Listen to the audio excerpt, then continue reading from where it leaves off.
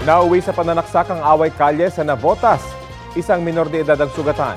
Ang depensa ng nakasaksak sa biktima sa balitang hatid ni Bea Pinlac. Sa pool sa CCTV ang pagkaripas ng takbo ng grupo ng lalaking ito sa barangay NBBS Navotas pasado alas 8 kagabi. Ang tinatakbuhan umano nila, away kalyeng nagsimula sa suntukan at nauwi sa pananaksak. Yun po na ikwento ng naging witness natin, di umano away ng kabataan na yung isa pong minor is nagtamo po ng saksak sa kaliwang parte ng kanyang tiyan at saka sa balikat. Sa ngayon po, yung suspect po natin is minor din po. Sugatan ang 16 na taong gulang na lalaki na kabilang daw sa grupong nagtakbuhan. Ang pakay umano nila roon, resbakan ang menor de edad na dati na nilang nakaalitan sa lugar ayon sa isang saksi. Nagsiselfon lang po sa tapat ng bahay namin.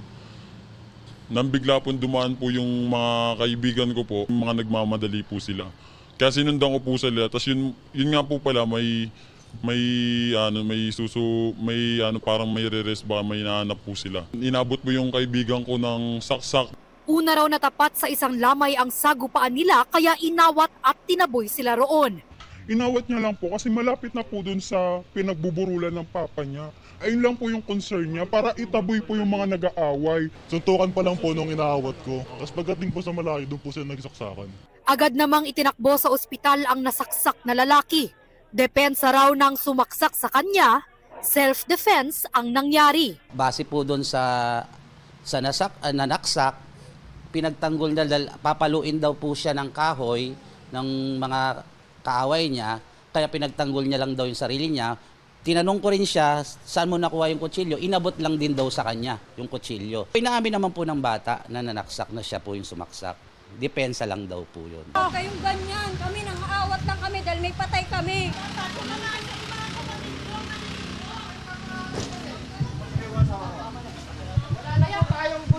Sir, kaya nga po kami pumunta rito. Nagkagulo rin sa mismong Navotas Police Station nang magkasalubong ang kaanak ng nasaksak na lalaki at ang pamilya ng umawat sa alitan ng mga kabataan. Kasi sinisisi nila yung umawat, hindi raw po masasaksak yung bata na yon kung di raw hinawakan ng umawat. Pero depensa ng kaanak ng umawat na lalaki, ang concern lang po namin, binabalikan po nila kasi yung nag-awat. Bakit po? Para saan po?